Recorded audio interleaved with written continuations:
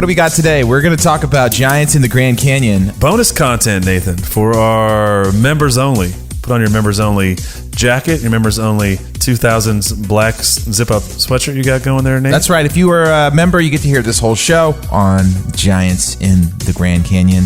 And we've heard a lot of stories, and I'm actually texting a guy right now that dug up giant bones in Arizona, Luke, trying to get him to come on the show. Well, you know what happens if you go on the show and you start announcing you found giant bones? Because said giant bones disappear. And or they threaten you with prison time. Yeah. Well, our friend Roger Saker and his serpent mound, in which he may not excavate any further. And like we've heard on this show before, lots of mysterious things happen. This is a great story, Luke. It comes out of the Phoenix Gazette, April 5th, 1909. And I've been having fun digging around some of these archives, chronicling America.gov. Yeah. Sounds like some of the work our friend Travis is doing down in Texas, where he documents article upon article upon article that was late 1800s, early 1900s of these giant skeletons being found. Mm-hmm. Some even in where we live, in the area we live, where there was one here in Franklin, Tennessee, where I call home, found in a well. Where's that well, Nate? I want to find it. Yeah. I mean, obviously, we've talked to Mary Joyce about the giants being in Catalina Island. So if we look at this, like, they came in through Roger's backyard, they rolled down through Ohio Valley, they made it over to the West Coast. Yeah, and we talked a lot about this on our episode with Chief Joseph Riverwind and his wife, Dr. Laura Lynn Riverwind, about the Native American lore, like the pre-history of North America. And there's plenty of oral tradition with the tribes that were here about giant tribes. We talked about yellow hair in one of our early episodes. We talked about the red-haired giants out in Nevada.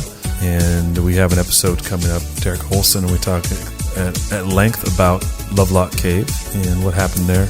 And the Riverwinds did touch on that. And so I think it's fascinating that we have this rich history and oral history of these giants. And we would assume that it got expelled from Canaan during the conquest of the Holy Land, as we find in the Bible. And they were here. Yeah, they were all over. They were all over.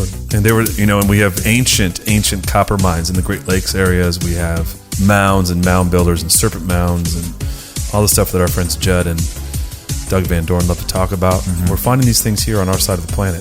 I think it's maybe eye-opening to a lot of people these days, because so much of that history has either been erased or ignored, in light of a more preferred narrative. The preferred narrative is on the scene again, because the Smithsonian has their fingers on this one.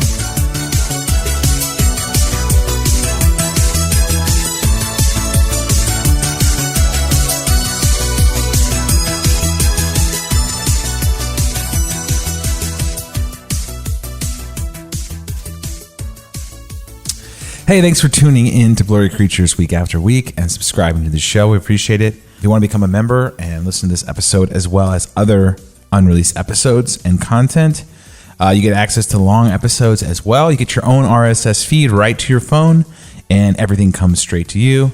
No logging into the back end. But we're also doing a members chat this Monday, November 8th.